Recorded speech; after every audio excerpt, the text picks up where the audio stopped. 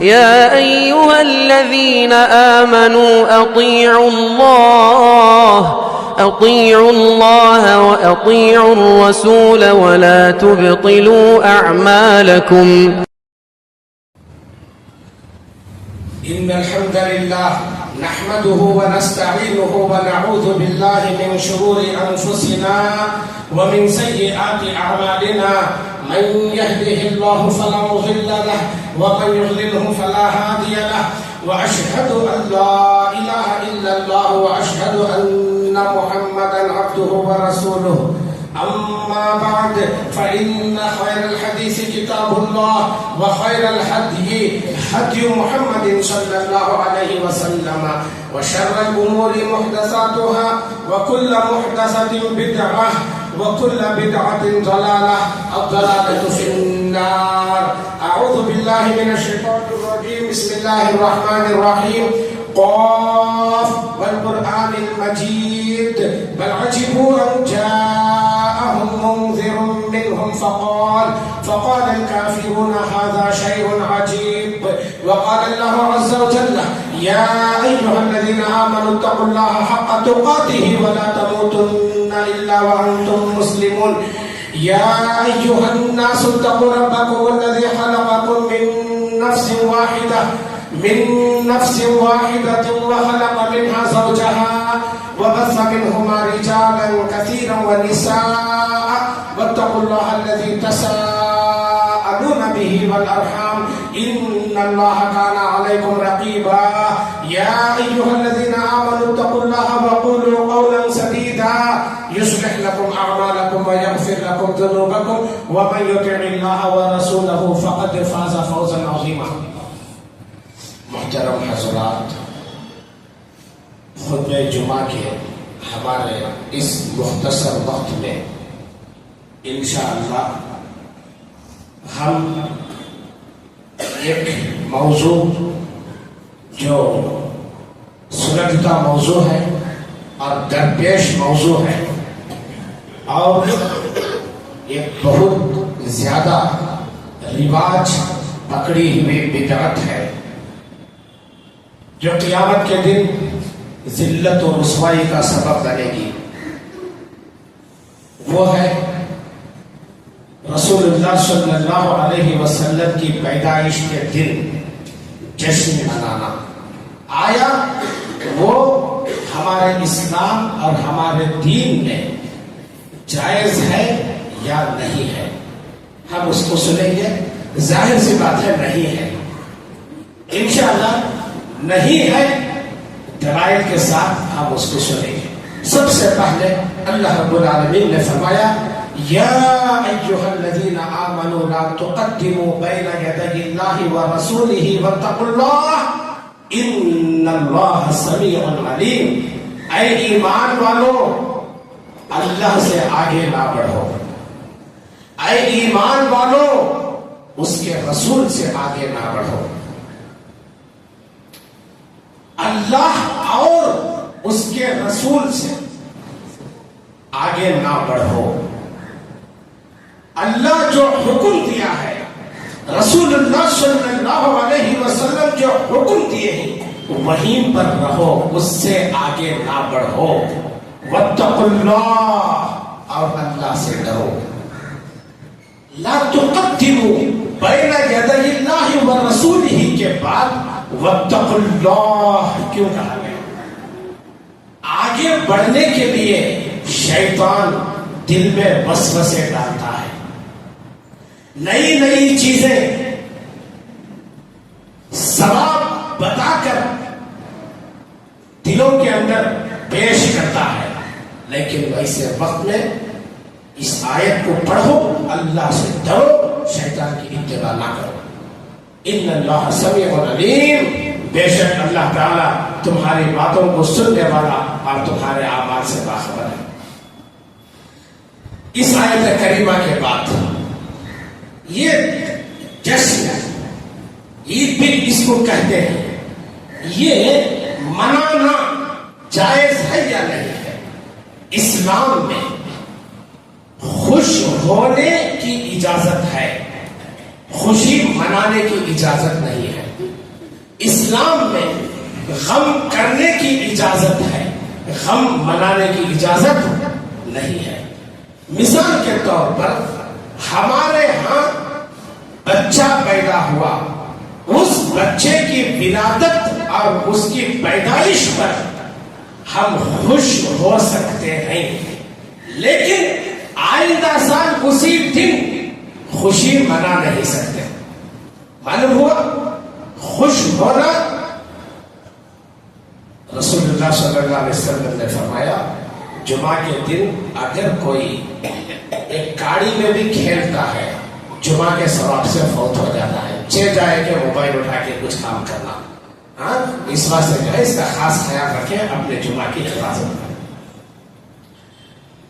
خوش ہونا جائز ہے، خوشی منانا جائز نہیں ہے۔ اسلام میں غم کرنے کی اجازت ہے۔ کسی کی موت ہوئی 3 دن تک غم کرنا جائز ہے، لیکن آئندہ سال اسی دن غم منانا یہ جائز نہیں ہے۔ آئیے ایک حدیث ہے، ابو داؤد کتاب الصلاۃ کی حدیث ہے، خوشی منانے کا تصور اس کے اندر بیان کیا گیا ہے۔ انس رضی اللہ تعالی عنہ فرماتے ہیں قدیم رسول اللہ صلی اللہ علیہ وسلم المدینہ وَلَهُمْ يَوْمَانِ يَلْعَبُونَ فِيهِمَا فَقَالَ مَا هَذَانِ الْيَوْمَانِ قَالُوا كُنَّا نَلْعَبُ فِيهِمَا فِي الْجَاهِلِيَّةِ فَقَالَ إِنَّ اللَّهَ قَدْ أَبْدَلَكُمْ بِهِمَا خَيْرًا مِّنْهُمَا یوم الاضحیٰ و یوم الفطر، اخرجہ ابو داؤد فی کتاب الصلاۃ باب صلاۃ العیدین۔ انس رضی اللہ عنہ فرماتے ہیں رسول اللہ صلی اللہ علیہ وسلم مدینہ تشریف لائے، وہاں پر دیکھا کہ ان لوگوں کے 2 دن ہیں سال میں جس میں وہ کھیل کود کرتے ہیں۔ پوچھا ان لوگوں سے ما هذان اليومان، یہ 2 دن کیسے ہیں؟ تو انہوں نے کہا جاہلیت میں ہم ان میں کھیل کود کرتے تھے، اسی کو ہم جاری رکھے ہیں۔ تو آپ صلی اللہ علیہ وسلم نے فرمایا ان اللہ قد ابدلکم بہما خیرا منہما، اللہ تعالی تم کو ان 2 دنوں کے بدلے میں اس سے بہتر 2 دن دیا ہے۔ وہ کون سے 2 دن ہیں؟ یوم الاضحیٰ و یوم الفطر، عید الاضحیٰ اور عید الفطر۔ اللہ تعالی یہ 2 ہی عیدیں دیا ہے، یہ 2 ہی عیدیں دیا ہے، تیسری کسی عید کا تصور اسلام میں نہیں ہے، تیسری کسی عید کا تصور ہمارے دین میں نہیں ہے۔ ایک مغالطہ، جمعہ کو بھی عید کہا گیا ہے، لیکن جو ہے اس کے فضائل، اس کے احترام میں اس کو عید کہا گیا، ورنہ اگر دیکھا جائے تو وہ سالانہ عید جیسے نہیں ہے۔ آپ دیکھیں گے کہ اس میں ان عیدوں میں نہ اذان ہے نہ اقامت ہے، یہاں پر اذان بھی ہے اقامت بھی ہے، وہاں پر نہ پہلے سنت ہے نہ بعد میں سنت ہے، یہاں پر پہلے بھی سنت ہے بعد میں بھی سنت ہے، اور جو ہے وہاں پر پہلے نماز ہوتی ہے بعد میں خطبہ ہوتا ہے، یہاں پر پہلے خطبہ ہوتا ہے بعد میں نماز ہوتی ہے۔ الغرض جو ہے وہ سالانہ عیدوں کے احکامات اس عید میں لاگو نہیں ہوتے۔ یہ 2 عیدیں ہیں، صحیح معنی میں عید کا جو تصور آتا ہے وہ انہی 2 عیدوں میں آتا ہے۔ خوشی کا تصور معلوم ہوا، اب جو ہے غم کا۔ بخاری کتاب الجنائز کے اندر ایک باب ہے، باب احداد المرأة علی زوجہا، عورت اپنے شوہر پر کتنا غم کر سکتی ہے، اس کے اندر یہ حدیث ہے۔ رسول اللہ صلی اللہ علیہ وسلم نے فرمایا لا یحل لامرأة تؤمن باللہ والیوم الآخر تحد على میت فوق 3 الا على زوج 4 اشہر و 10، رسول اللہ صلی اللہ علیہ وسلم نے فرمایا کسی بھی عورت کے لیے حلال نہیں ہے کہ وہ کسی میت پر 3 دن سے زیادہ غم کرے. اس کے بعد آپ نے فرمایا الا علی زوجہ، سوائے اس کے شوہر کے لیے 4 اشہر و عشرہ، وہ 4 مہینے 10 دن غم کرے گی. حدیث پاک کے 2 ٹکڑے ہیں. کسی بھی عورت کے لیے یہ جائز نہیں ہے جو اللہ پر اور قیامت کے دن پر ایمان رکھتی ہو کسی کے مرنے پر 3 دن سے زیادہ غم کرے. یہاں تک جو ہے عورت ہی نہیں بلکہ عورت کے ساتھ مرد بھی شامل ہے. عورت کا ذکر اس لیے آیا حدیث پاک میں اس کے بعد جو ہے اس کے شوہر کا ذکر آ رہا ہے. سوائے اس کے شوہر کے 4 مہینے 10 دن غم کرے، بس اتنا ہے. پھر آئندہ سال غم منانا لا یحل، حلال نہیں ہے. حلال نہیں ہے کا مطلب حرام ہے. حلال نہیں ہے کا مطلب حرام ہے. اب آئیے کہ سوال یہ ہے، اب ہم دیکھتے ہیں کتنے واٹس ایپ آتے ہیں، کتنے میسجز آتے ہیں، کتنے علماء کے کلپس آتے ہیں کہ یہ دلیل ہے میلاد منانے کی، یہ دلیل ہے میلاد منانے کی، یہ نص ہے میلاد منانے کی، یہ آیت ہے میلاد منانے کی، یہ حدیث ہے میلاد منانے کی.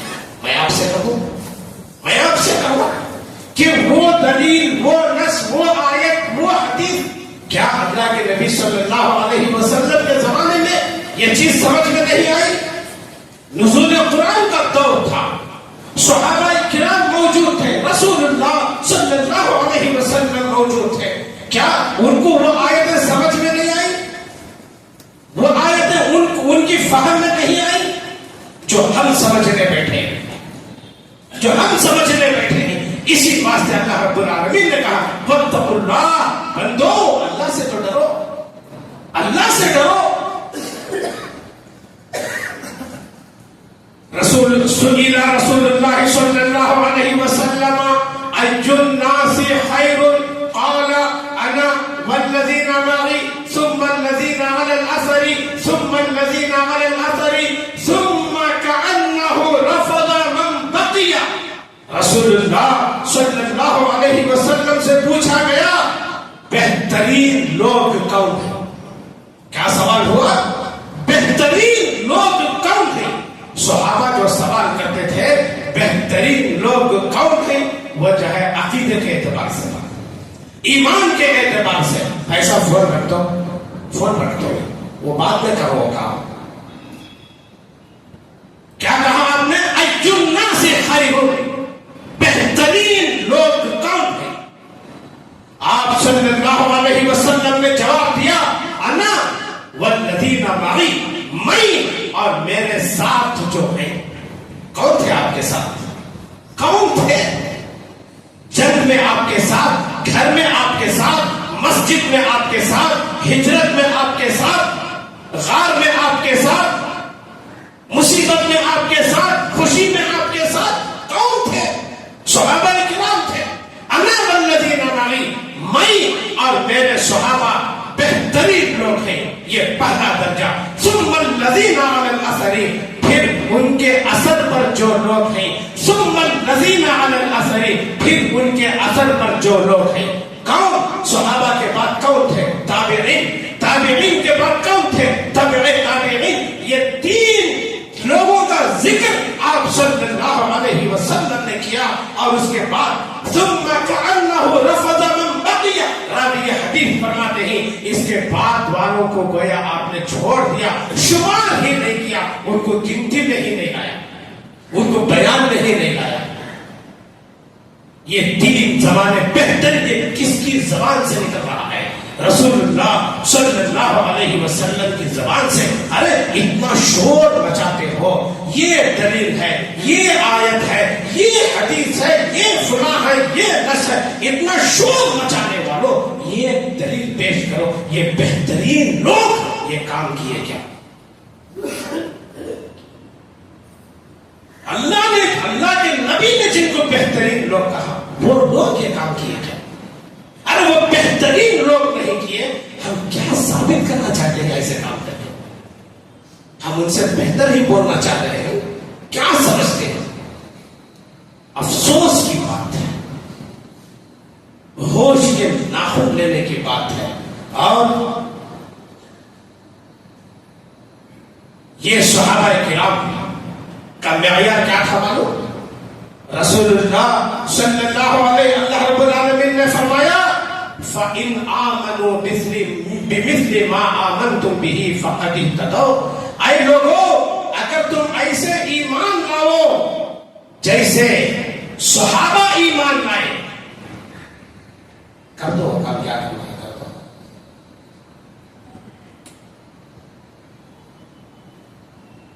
فَإِنْ آمَنُوا بِمِثْلِ مَا آمَنْتُمْ بِهِ فَقَدِ اهْتَدَوْا. آیت کریمہ کو دیکھیے, جا کر پڑھیے سورہ بقرہ آیت نمبر 137.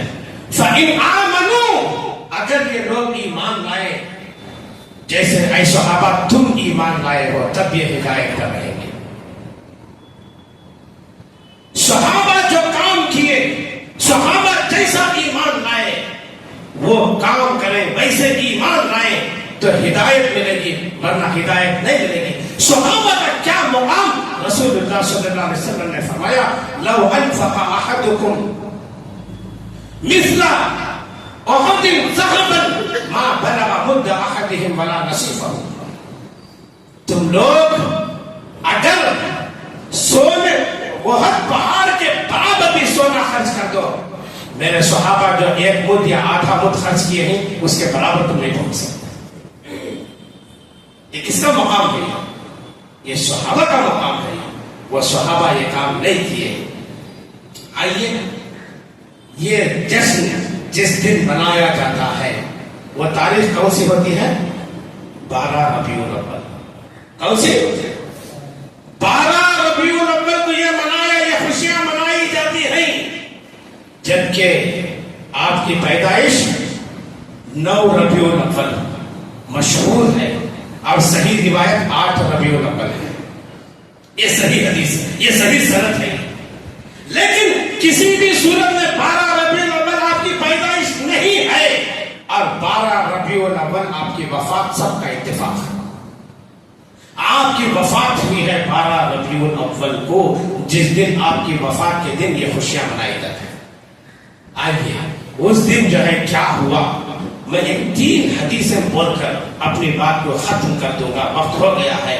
عائشہ رضی اللہ عنہا فرماتی ہیں رأیت رسول اللہ صلی اللہ علیہ وسلم وهو بالموت وعنده قدح فيه ماء وهو يدخل يده في القدح ثم يمسح وجهه ثم يقول اللهم أعني على غمرات الموت أو سكرات الموت. أخرجه البخاري. رسول اللہ عائشہ رضی اللہ عنہا فرماتی ہیں, یہ غور سے سنیے, یہ اس دن کی بات ہے, یہ اس دن کا واقعہ ہے جس دن آج ہم یہ منظر دیکھتے ہیں. ٹریفک جام کا, ڈانس کا, ڈھول کا, تبلے کا, مکے مدینے کے ماڈلز لے کر گھومنے کا, یہ مسلمان ہیں جن کی دیکھ کے شرمائے یہود. یہ اس دن کی بات ہے, یہ اس دن کی بات ہے. عائشہ رضی اللہ عنہا فرماتے ہیں رأیت رسول اللہ صلی اللہ علیہ وسلم وهو بالموت, میں نے اللہ کے نبی صلی اللہ علیہ وسلم کو دیکھا, اس وقت وہ موت کے عالم میں تھے, موت کے عالم میں تھے. آپ کے پاس ایک پیالی رکھی ہوئی تھی, آپ اس میں بار بار ہاتھ ڈبوتے اور اپنے چہرے کو ملتے رہتے تھے. اب آپ یہ فرماتے اے اللہ موت کی سختیوں سے بچا, اے اللہ موت کی تکلیفوں پر میری مدد فرما. یہ بخاری کی حدیث ہے, یہ 12 ربیع الاول کے دن کی بات ہے.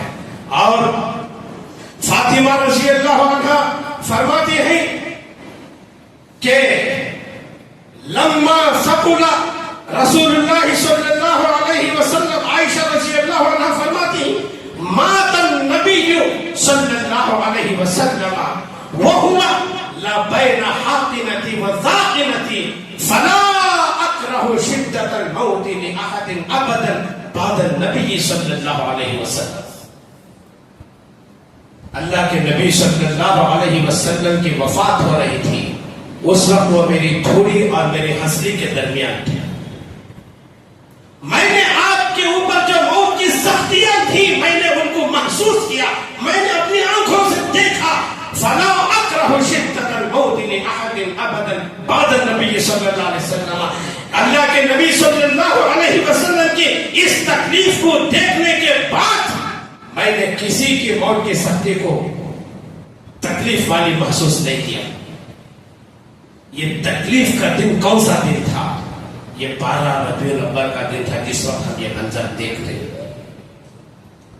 فاطمہ رضی اللہ عنہا فرماتی ہیں لما ثقل النبی صلی اللہ علیہ وسلم جعل يتغشاه فقالت فاطمة علیہ السلام وكرب أباه فقال ليس على أبيك كرب بعد هذا اليوم. فلما مات قالت فاطمة يا أبتاه أجاب ربا دعاه يا أبتاه من جنة الفردوس مأواه يا أبتاه إلى جبريل ننعاه.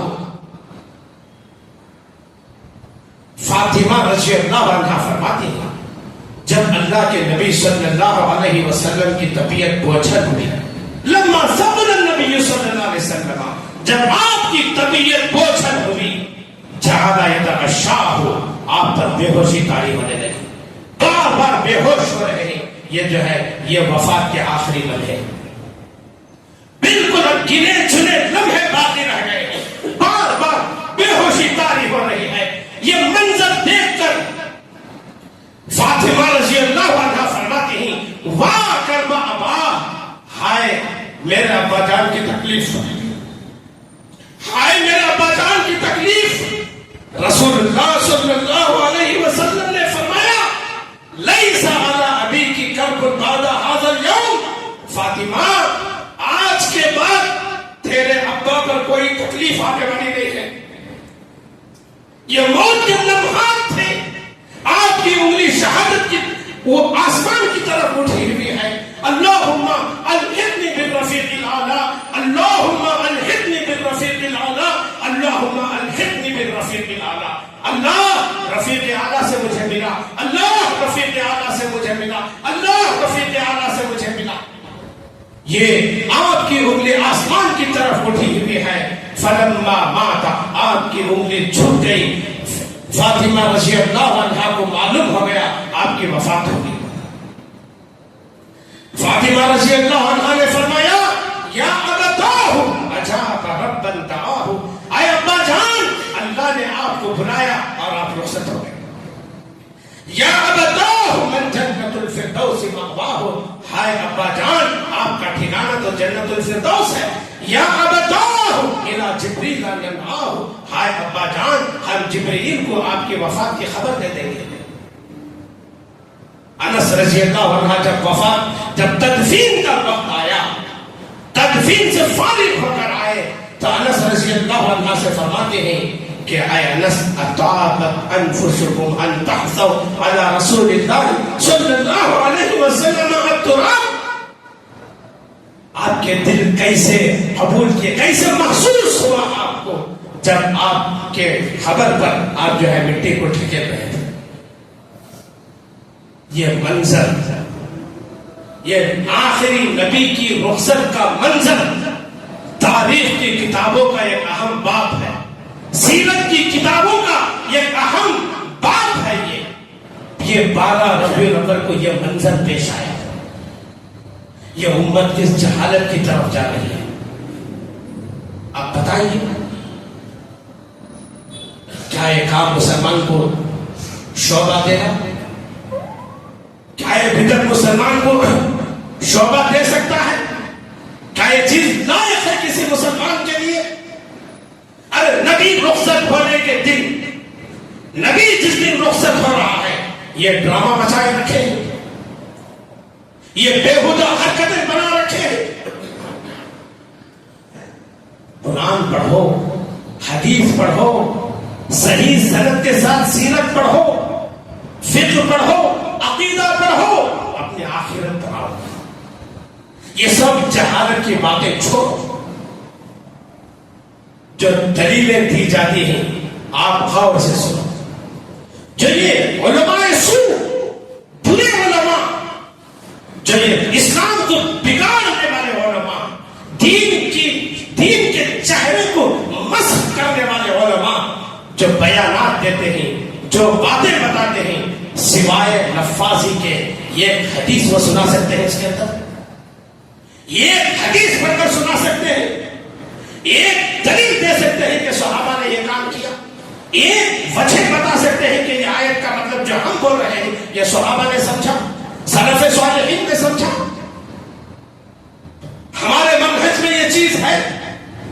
وہ نہیں بیان کر سکتے، صرف اپنے ناک کو اونچی کرنے کے لیے لفاظی سے کام لیتے ہیں. اس کے علاوہ کچھ نہیں ہے. ہم نے چند باتیں دلیلوں کے ساتھ پوری حدیث پڑھ کر آپ کے سامنے پیش کی. امید کے بعد سمجھ میں آ گئی ہوگی. اللہ سے دعا ہے اللہ تعالیٰ جو ہے بےہودہ بدعات، خرافات، یہ بےہودہ باتیں، یہ بےہودہ حرکتیں، ان تمام چیزوں سے اللہ تعالیٰ پوری امت مسلمہ کی حفاظت فرمائے، اور اللہ تعالیٰ سب کو دین خالص پر عمل کرنے کی توفیق عطا فرمائے، اور اللہ تعالیٰ مرتے دم تک کتاب و سنت پر عمل پیرا ہونے کی توفیق بخشے. اقول قولی ھذا استغفر اللہ لی ولکم ولسائر المسلمین.